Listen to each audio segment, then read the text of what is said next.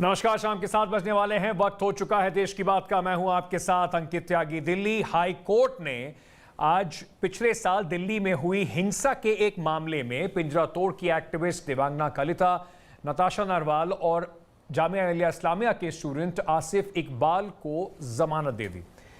जमानत देते हुए कोर्ट ने तीनों आरोपियों को कि जो ऑर्डर लिखा, उस ऑर्डर में दिल्ली पुलिस को आड़े हाथ लिया, सरकार को आड़े हाथ लिया। जिस तरीके से आज कोर्ट ने अपने ऑर्डर में जो टिप्पणियां की, उससे एक बात बिल्कुल साफ है कि कोर्ट के मन में कोई संदेह नहीं है कि ये जो यूएपीए एक्ट के अंदर इन तीनों जो पिंजरा तोड़ के एक्टिविस्ट हैं, जेएनयू के स्टूडेंट हैं और साथ में जामिया के स्टूडेंट हैं, उनको अंदर पुलिस ने डाला था यूएपीए एक्ट में। 1 साल तक वो जेल में रहे।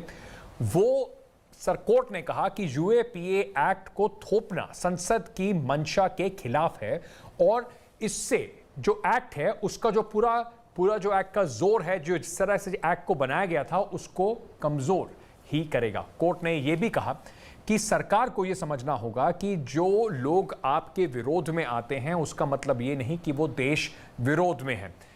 कोर्ट ने सरकार को यह भी कहा कि लगता है कि कहीं ना कहीं डिसेंट को, यानी कि लोग जो सरकार के खिलाफ प्रदर्शन कर रहे थे, उसको दबाने की जल्दी में जो एक टेररिज्म और प्रदर्शन जो अधिकार है लोगों का, जो लोगों का संवैधानिक अधिकार है प्रदर्शन करने का, उसके बीच की जो एक लाइन है, उसको कहीं ना कहीं धूमिल किया गया है। देश की बात में आज इसी के ऊपर बात करेंगे, क्योंकि एक के बाद एक दिल्ली पुलिस ने जो चार्जशीट दायर करी, जो मुकदमे दायर करे दिल्ली राइट केस के ऊपर, उसमें कई लोगों को, 15 लोगों को अभी तक वहां पे जमानत मिल चुकी है। और हर बार जमानत देते हुए कोर्ट ने दिल्ली पुलिस के केस पर और उनकी यूएपीए लगाने की मंशा पर सवाल उठाए हैं। हमारे साथ इस पर मेहमान भी जुड़ेंगे, समझने की कोशिश करेंगे कि क्या इसका सिर्फ राजनीतिक लाभ उठाने के लिए या राजनीति करने के लिए इस तरीके से इतने जो मजबूत एक्ट हैं, स्ट्रिंजेंट एक्ट हैं, जो इतने सख्त कानून हैं, उनको लगाया गया और कहीं इस तरीके से बेजा इस्तेमाल करते हुए लोगों की अभिव्यक्ति की आज़ादी, उनके प्रोटेस्ट करने के राइट को दबाने की कोशिश की जा रही है।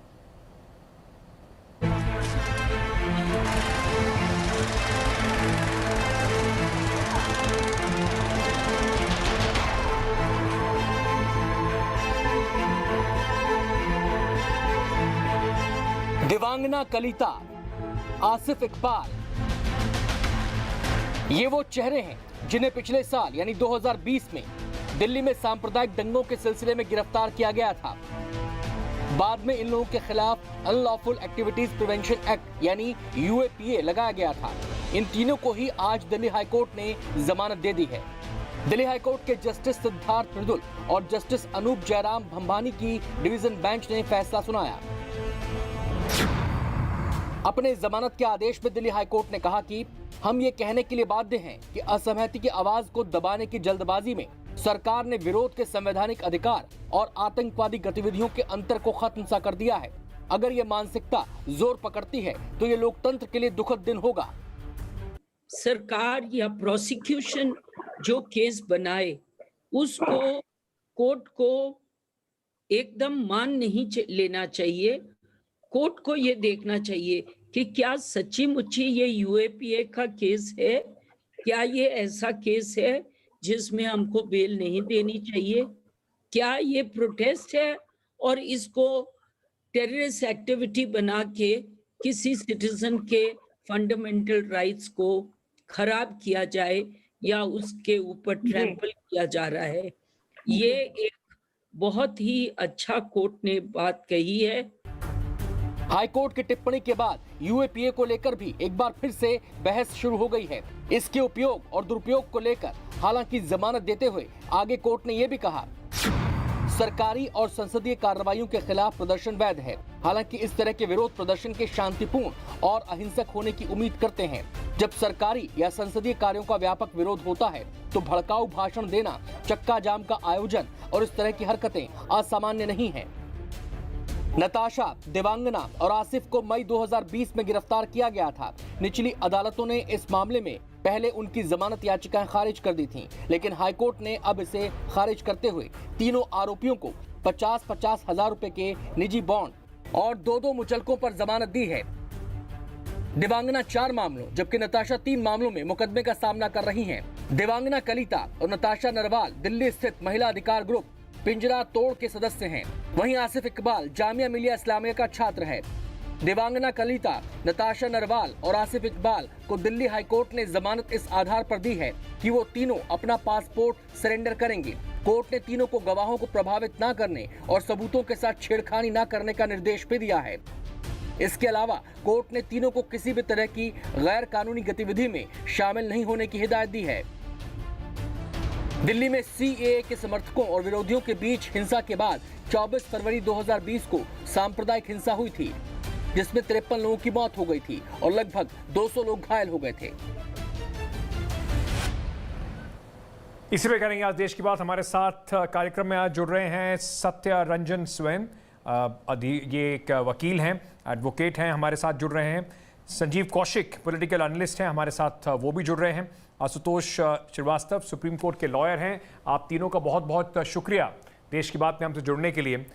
मैं स्वयं साहब सबसे पहले आपसे समझना चाहूँगा, क्योंकि जिस तरीके से हाईकोर्ट ने आज जो टिप्पणी करी है, मैं उस टिप्पणी को एक बार फिर आपके सामने पढ़ के आपको सुनाना चाहूँगा, जो जो अखबारों में छपी है और जो इनका ऑर्डर जो आया है उसमें लिखा हुआ है।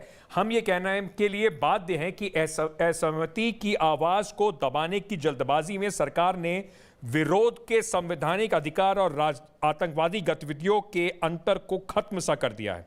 अगर ये मानसिकता पकड़ती है तो देश के लोकतंत्र के लिए बेहद दुखद होगी। इस तरह की टिप्पणी के बाद आपको लगता है कि किसी भी प्रोसिक्यूटिंग एजेंसी और सरकार ने, जिसने इन लोगों को, इन बच्चों को, जो स्टूडेंट्स हैं, उनको अपने सिर्फ प्रोटेस्ट के राइट पे, जब वो प्रोटेस्ट कर रहे थे सीए के खिलाफ, एनआरसी के खिलाफ, उनको उठा के अंदर डाल दिया गया। 1 साल तक उन्होंने जेल में रहा। क्या आपको लगता नहीं है ऐसी प्रोसिक्यूशन एजेंसी को कम से कम अपने गिरबान में आज झांक के देखना चाहिए? ऐसे लोगों को, इस तरीके से लोगों को 1 साल तक जेल में रखा गया और जो यूएपीए कानून उन पर लगाया गया उसको तो बिल्कुल तार-तार कर दिया हाई कोर्ट ने। देखिए, मुझे 3 चीजें कहनी है इसमें। पहला चीज कि कोर्ट सिर्फ आज एक बेल दिया है, कोर्ट इनको निर्दोष साब्यस्त नहीं किया है, ये हमें क्लियर होना चाहिए। दूसरी बात, कोर्ट आज उस एविडेंसेस के ऊपर अपना जजमेंट दिया है जो ऑन रिकॉर्ड है। ऑन रिकॉर्ड क्या क्या चीजें हैं? एक तो चार्जशीट ऑन रिकॉर्ड है, 2 सप्लीमेंट्री चार्जशीट ऑन रिकॉर्ड है। लेकिन कोर्ट ने यह भी साफ किया है कि हम सेकेंड वेव कोविड पैंडेमिक के चलते ये समझ रहे हैं कि ये ट्रायल खत्म नहीं हो सकता बहुत जल्दी, इसलिए हम इनको बेल दे रहे हैं। हमें ये बात समझना पड़ेगा कि इस केस में 19,000 पेज का चार्जशीट है, 2 सप्लीमेंट्री चार्जशीट है और 740 प्रोसिक्यूशन विटनेसेस हैं, जिसमें पब्लिक विटनेसेस भी हैं। आज एक बेल का स्टेज है, यह ट्रायल का स्टेज नहीं है। बेल के स्टेज में कोर्ट के सामने जो एविडेंसेस थे उसको कंसीडर करके कोर्ट सिर्फ बेल दिया है। उसको कंसीडर करके कोर्ट ने कहा है कि प्रथम दृष्टया जो यूएपीए लगाया गया है वो बनता ही नहीं है इसके ऊपर। तो ये एक बड़ा स्केटिंग रिमार्क है, प्राइमा फेसी। इसी तो कम से कम, क्या आशुतोष जी, आप इतने साल से प्रैक्टिस कर रहे हैं सुप्रीम कोर्ट में, इस तरह के एक ऑर्डर के बाद क्या प्रोसिक्यूशन एजेंसी को खुद के अपनी चार्जशीट पर झांकना नहीं बनता कि उन्होंने किस तरीके का केस सामने लगाया? लगता यह है कि यूएपीए सिर्फ इसलिए लगाया गया क्योंकि चाहते थे कि इस तरह की जो आवाजें उठ रही थी, और कोर्ट ने इसको अपने ऑर्डर में बिल्कुल साफ साफ लिखा है, उन आवाजों को दबाया जा सके। जी देखिए, जब कोई भी प्रोसिक्यूशन या जो एफआईआर रजिस्टर होता है और इतने स्ट्रिंजेंट सेक्शंस लगाए जाते हैं, वो भी यूएपीए जैसे एक्ट के, तो ऑब्वियस सी बात है कि कहीं ना कहीं सेंसिबिलिटी जो है प्रोसिक्यूशन की बिल्कुल बननी चाहिए। और जब उन्होंने इतना संगीन आरोप लगाया है और जब उनका इन्वेस्टिगेशन कंप्लीट हो गया तो अगर वो इन्वेस्टिगेशन में कुछ strong evidence, prima facie evidence वो नहीं निकाल पाए हैं जहां पे यूएपीए के सेक्शंस अप्लाई कर सकें इस इन पर्टिकुलर जो एक्यूज्ड पर्संस हैं, जो एप्लीकेंट्स हैं जिनको आज बेल ग्रांट हुआ है, तो ये ऑब्वियसली एक इंपॉर्टेंट और सीरियस इशू है, इसमें कोई दो राय नहीं है। और जैसा कि अभी मेरे जो दोस्त ने बताया कि अभी ये सिर्फ बेल मिला है, हाँ ये बात है कि अभी ये सिर्फ बेल मिला है, अभी तो प्रोसिक्यूशन चलेगा, इसमें ट्रायल चलेगा, ट्रायल में फाइनल पता पड़ेगा कि इनका कोई रोल था नहीं था। देखिए, जब अरेस्ट तब किया जाता है इनिशियली जब उसमें इंटरोगेशन की जरूरत होती है, जिसमें कस्टोडियल इंटरोगेशन चाहिए। तो अब तो 1 साल तो ये अंदर थे ऑलरेडी, 1 साल तो काफी सफिशिएंट टाइम था प्रोसिक्यूशन के लिए कि वो जो है इनसे हर तरह से पूछताछ करते और केस बना पाते। लेकिन मुझे लगता है कि जब हाईकोर्ट में ये मामला गया, हाईकोर्ट ने चार्जशीट देखा, सब कुछ देखा, चूंकि इन्वेस्टिगेशन भी एक तरह से कंप्लीट हो गया क्योंकि सप्लीमेंट्री चार्जशीट्स भी 2-2 फाइल हो चुके हैं, तो अब कुछ इन्वेस्टिगेशन के लिए रहा नहीं अब तो। जी आशुतोष जी, मैं संजीव जी पे जाने से पहले एक सवाल आपसे और पूछना चाहूंगा। ये सिर्फ दिल्ली पुलिस के लिए एक बड़ा झटका नहीं है, ये जो लोअर कोर्ट है उनके लिए भी एक तरीके से, जिस तरीके से आज हाईकोर्ट ने कहा, जो एक पूरी बहस है कि bail should be the rule not jail, उस बहस को भी दोबारा जीवंत कर दिया है कि आपने अगर किसी प्रोसिक्यूशन एजेंसी ने, सरकार ने यूएपीए लगा दिया, उसका मतलब यह नहीं है कि लोअर कोर्ट बिल्कुल अंधे होकर उसको मान लें और उसी के तौर पर उनकी बेल रिजेक्ट करते रहें। उनको भी अपना दिमाग लगाना पड़ेगा, उनको भी देखना पड़ेगा कि ये जो आरोप लगाए गए हैं ये प्राइमा फेसाई बैठते हैं या नहीं बैठते, और उसके हिसाब से उनको अपना फैसला लेना पड़ेगा। देखिए, बिल्कुल आप ठीक कह रहे हैं एक तरीके से। हालांकि देखिए क्या होता है, जब शुरुआत में ही जब बेल पिटीशन फाइल होता है तो उस समय इन्वेस्टिगेशन नहीं हो पाता है। इन्वेस्टिगेशन जो है in due course of time होता है। तो जब हम पहले ही ट्रायल कोर्ट में जब हम बेल डालते हैं, उस समय जो प्रोसिक्यूशन बोलता है या जो पुलिस रिपोर्ट अपना देती है प्रिलिमिनरी स्टेज पे बिफोर द इन्वेस्टिगेशन, तो उसमें ये बोलती है पुलिस कि हमें इसको जो है इंट्रोगेट करना है क्योंकि इसके ऊपर सीरियस एलिगेशंस हैं और ये स्टेटमेंट हैं जो प्राइमा फेसी जो विटनेसेस के स्टेटमेंट या जो उनको जो है वहां पे या साइट पे या जहां पे इंसिडेंस हुआ है वहां पे उनको मिलता है, उस हिसाब से हमको इन्वेस्टिगेट करना है। तो उस समय जो है लोअर कोर्ट जो है अलाउ करती है कि ठीक है आप इन्वेस्टिगेट कीजिए, because court will not interfere into the investigation. लेकिन जब इन्वेस्टिगेशन कंप्लीट हो जाता है और उसके बाद जब चार्जशीट फाइल होती है, तो ऑब्वियसली अब तो सारा चीज तो उस चार्जशीट में आ गया, अब तो आपको कोई एडिशनल इन्वेस्टिगेशन करने की जरूरत नहीं है। बिल्कुल। तो अब चार्जशीट के अंदर जो लिखी हुई बातें हैं, जो विटनेसेस के स्टेटमेंट्स हैं, जो भी एविडेंसेस आपने लगाए हैं चार्जशीट के ऊपर, अगर वो प्रॉपर तरीके से कोराबोरेट नहीं कर रहा है या वो ये नहीं बता पा रहा है कि ये पर्सन, कई लोग हैं जो दिल्ली राइट्स के और जो एंटी सीए प्रोटेस्ट हुए थे उनके मामलों में अभी भी जेल में हैं, अंडर ट्रायल हैं, अभी भी वहां पर केसेस शुरू नहीं हुए। मैं संजीव कौशिक जी, मैं आपके पास आ रहा हूं संतोष जी। संजीव कौशिक जी, आपसे समझना चाहूंगा, पॉलिटिकल एनालिस्ट हैं आप, कितना असर राजनीति के तौर पे देखते हैं? हाईकोर्ट ने सीधा सीधा कहीं पर ये इस तरीके इशारों में क्या बिल्कुल साफ तरीके से ये बात कह दी कि लगता है कि सरकार जल्दबाजी में थी, डंडे किससे सरकार चल रही है, आपने हमारे खिलाफ विरोध किया, चाहे वो सीए हो या एनआरसी, उठा के बंद कर देंगे, आपका एग्जाम्पल बनाया जाएगा, आपके ऊपर यूएपीए लगाया जाएगा, साल भर तक आपको जेल में रख के सड़ाया जाएगा, ये समझाने के लिए कि हमारे खिलाफ आवाज मत उठाइएगा आके। देखिए, पिछले कुछ वर्षों में सरकार की जो कार्यशैली रही है, निश्चित रूप से लोगों के बीच में ये मैसेज किया है कि असहमति के स्वर को दबाने का प्रयास सरकार करती है। सबसे बड़ी बात यह कि जिस तरह के गंभीर धाराओं का वो इस्तेमाल करती है, उस गंभीर धाराओं के इस्तेमाल करने के बाद में नतीजे क्या निकलते हैं। आप 2016 की बात कर ले, 17, 18, 19, आप जब पिछले आंकड़े निकाल के देखेंगे तो जिस मात्रा में सरकार ने इस तरह के, चाहे वो देशद्रोह का हो या यूएपीए की, जिसके बारे में भी हम चर्चा करते हैं, इस तरह के धाराओं का इस्तेमाल करने के बाद में होने ये चाहिए थे कि ज्यादा से ज्यादा लोग एक्यूज होते और आरोपियों जो आरोपी हैं वो दोषी सिद्ध करती सरकार और अपने तरफ से तथ्यों को सही ढंग से रख पाती। लेकिन हमने देखा कि किस तरह से सरकार अपने ही बातों में, अपने ही उठाए गए कदम में पीछे बाद में कदम खींचती हुई दिखाई देती है। ठीक वैसा ही मामला ये भी है। ये सरकार की एक रणनीति है। आप आज के वक्त में, चाहे आप सोशल मीडिया की बात कर ले, चाहे सामाजिक तौर पे बात कर ले, आप कहीं से भी खुलेआम तौर पे आप आलोचना नहीं कर सकते हैं। पहली बार इस तरह की सरकार को हम लोग देख रहे हैं जो आलोचना स्वीकार नहीं करती। आलोचना स्वीकार नहीं करती है। पर सुवैन साहब, एक बात तो ये समझनी पड़ेगी, आप भाजपा समर्थक हैं, तो चाहे सरकार हो या दिल्ली पुलिस, किसी भी एडवोकेट ही आपको बता रहा हूं, किसी भी तरीके से सरकार की किसी पॉलिसी का विरोध, सरकार के किसी फैसले का विरोध, इसका तो संवैधानिक अधिकार देश के हर नागरिक को मिलता है। सरकार का विरोध देश विरोध में कैसे बदल जाता है? सेडिशन के रिकॉर्ड मामले पिछले 7 साल के अंदर दर्ज कराए गए, यूएपीए के स्ट्रिंजेंट मामले स्टूडेंट्स के ऊपर जितने लगे हैं, मुझे नहीं लगता कि पिछले, अगर आंकड़े निकाल के देखेंगे तो वो एक वृद्धि उनमें दिखाई पड़ रही है।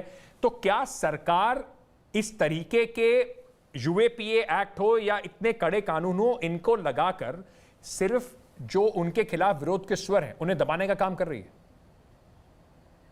पहला चीज तो है कि सेडिशन का section 124A, 153A, 109, 120B of IPC, ये सारे सेक्शन के लिए सैंक्शन की जरूरत होती है और वो स्टेट गवर्नमेंट के पास आज भी पेंडिंग है।